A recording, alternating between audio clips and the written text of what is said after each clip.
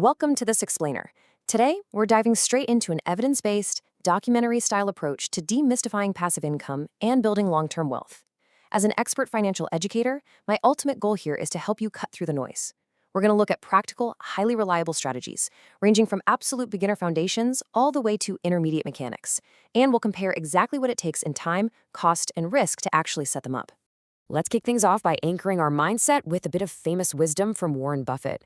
Now, this quote isn't just some catchy phrase you'd see on a motivational poster. It genuinely represents the ultimate goal of financial independence. It's a great reminder that building a sustainable system, one that generates cash flow totally independent of your daily labor, is literally the foundational blueprint for wealth.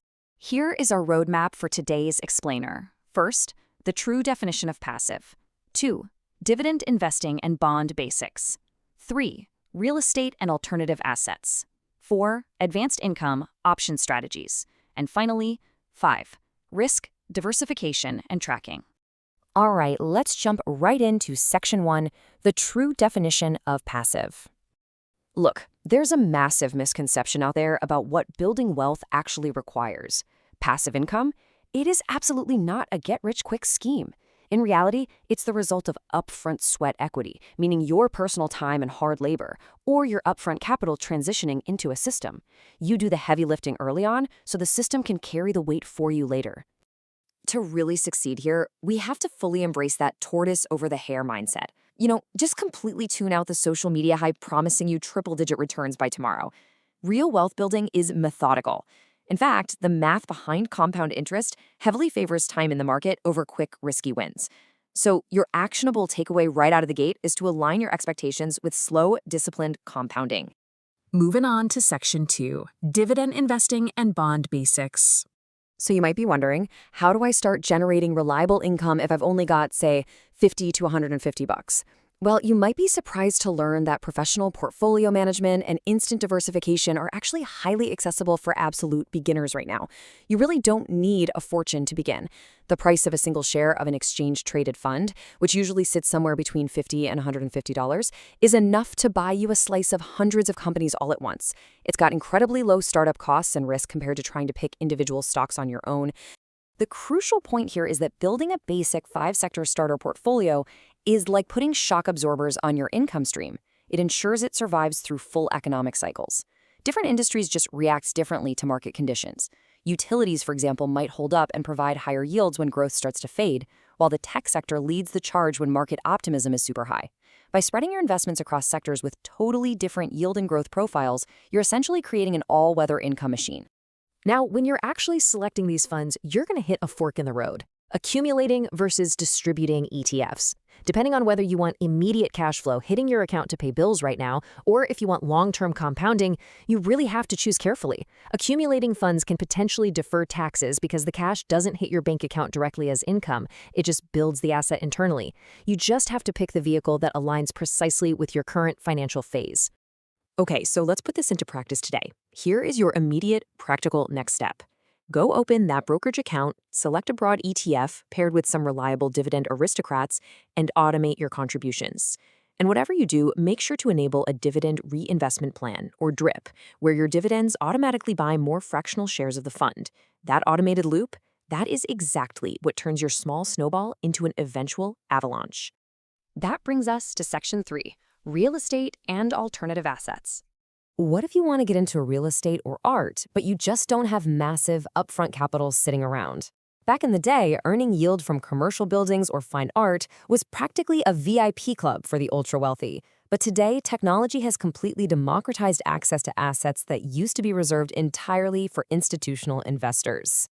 Modern tech platforms now allow you to earn monthly or quarterly distributions entirely passively, offering incredible scalability. You could hold real estate investment trusts to hedge against inflation, or use platforms like Realty Mogul and YieldStreet. These grant you fractional access to cash-flowing commercial properties, marine financing, and even aviation leasing. This is how you gain prime real estate exposure and premium diversification without ever committing the massive time sink required to be a landlord who's fixing a leaky roof at 2 in the morning. Next up, Section 4, Advanced Income, Options Strategies. All right, let's step up to an intermediate tier. Can you actually manufacture your own dividend yield using market uncertainty? It sounds wild, but yes. While it's definitely more complex, the retail sphere now has access to powerful defined risk strategies that let you essentially create your own style of dividend by capitalizing on market volatility. The foundational tool here is called a covered call. Basically, by selling the right for someone else to buy your shares at a set price, you get an upfront cash fee, which is called a premium, in exchange for capping your own upside. But a major word of warning here: if a fund is offering over a 10% yield derived from options, and you don't understand exactly how it's generated, you must treat it with extreme caution. We absolutely have to talk about the risks here because high yield traps are literally everywhere. Strategies like the wheel give you some great flexibility, sure. But high yield options ETFs, like the YieldMax family, they can look incredible on paper, but often completely crash and burn in strong bull markets. Why? Because your upside is strictly capped, while the underlying stock just keeps running away. These are specialized income tools for those who need cash right now, not wealth building miracles for beginners. So, your actionable takeaway for options: respect the learning curve. Seriously, build a rock solid foundation in standard equities first, really study the mechanics, and avoid the temptation of chasing unsustainable double digit yields. Risk management must absolutely always outrank the pursuit of high immediate returns. Finally, let's get into Section 5: risk, diversification, and tracking. How do you actually ensure this whole machine you've built survives the next decade of economic shifts? Well, Vanguard's research highlights a huge behavioral risk: just blindly relying on historical returns. From 1926 to 2021, U.S. stocks averaged a 10.37% return. But falling into the trap of assuming the future will perfectly mirror the past, that introduces a massive, dangerous risk to your retirement withdrawal rates. And on top of that, you absolutely cannot ignore the silent killer of wealth: investment fees.